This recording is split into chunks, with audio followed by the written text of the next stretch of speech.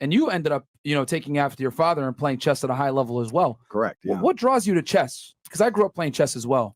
So yeah, so chess. I mean, obviously, my father was a chess master, right? So I had to learn the game. He sat me down. I spent a lot of time learning it, and to this day, I have massive respect for chess. So much respect for the game. It's so much harder at that world level than people can even fathom. Unless you even play the game, you can't even anticipate how good these people are at the game. They're effectively computers.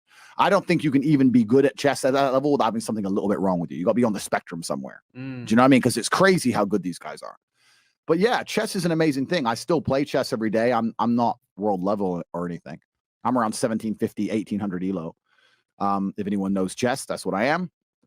But yeah, would that be considered better than average? Certainly better than average. Yeah. The average player, let's say, is around 1,000 or something. Okay. But my dad was 2,400. Okay. Or 2,500. Damn. So yeah. So I'll give you an example. My dad could beat me without looking at the board.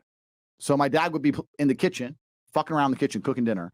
I'd be in front of a chessboard in the living room, and I'd say E4. He'd say C6. Knight F3, Knight C3. God boom, and he'd smoke me without looking at the board. That's how good the best chess players in the world are. Yeah, it's insanity. Yeah. But I do think it's a good basis for life. There's certainly a lot of lessons in chess. There's certainly a lot you can attribute to chess from everyday life to the chessboard. And I think it's a good grounding mechanism. I enjoy to sit down for a good couple hours, win some games, lose some games. Right. It's something I personally enjoy. So, yeah, Can you tell us some of those life lessons that you learned from playing chess with your father and applying it into real life? Yeah, absolutely. So I'll give you my favorite one first. Yeah. Please do. My favorite one is the difference between the king and the queen. Right? Because the king moves one square at a time, and the queen can just zip across the board, right?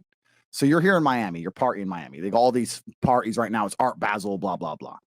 You see all these chicks on a boat. For the man to get on that boat, it's one square at a time, right? He has to get a good job.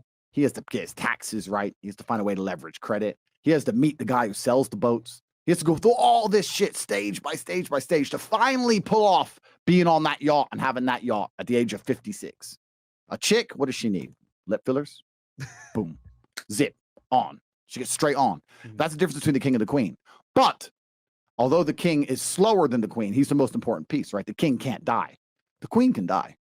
The queen, sometimes you can be looking at a position and go, this is fucked up. The only way out of this is to sacrifice that bitch. Sometimes you can do it. I'll tell you a very quick story. This is a story I've never told before. When I was, how old was I? 23? When I was 23, I was dating a ballerina. She was the prima ballerina of the Cambridge Ballet School in England.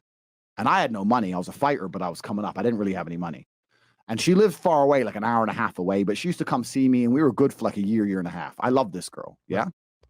And she finished ballet school. She started dancing in clubs in London. She couldn't get any ballet work. Surprise, surprise. Who fucking wants ballet work, right? So she ends up doing like dancing and not stripping, but like dancing in the club, da-da. So now she's around all the London money every day. She's out dancing all the time. She's up late every night. She doesn't want to drive an hour and a half to come see me. None of this shit. So we're kind of falling apart a little bit. And she ended up talking to someone famous, David Hay. I don't know who he is. He's a boxer. So David Hay starts texting this bitch, right? Back and forth to So anyway, when I finally saw her again, she was like, we had an argument. She's like, well, you know what? You think you're a fighter. This guy, that guy, this guy, that guy. I'm like, look, if you're going to go fuck idiots, at least do it for money. And she's like, what do you mean? I was like, well, if you're going to go fuck idiots, at least get paid because they don't give a fuck about you. Like, if you're going to play this game, at least do it for money. Right. So I had this argument with her back and forth, and I explained to her that these men are just going to use you. If you're going to do it, at least get paid. And when she left the house, Tristan said, why are you telling her to fuck other dudes? I'm like, no, I'm just understanding that in my chess position, I've lost this game. Right. The game is done now. Just sooner or later, she's out. All we do is argue. She's in the club every night. I'm just trying to say before she leaves, maybe I can get a little bit of money. Yeah. That's the queen sacrifice, right? Right.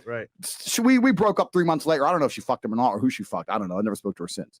But that's kind of the analogy you have to be able to apply to life. Sometimes chicks got to go. Yeah. Sometimes they have to go to save the king. And too many dudes, most of the time, men truly lose at life. It's because they've attached themselves to a queen and they won't let her up. They won't sacrifice her.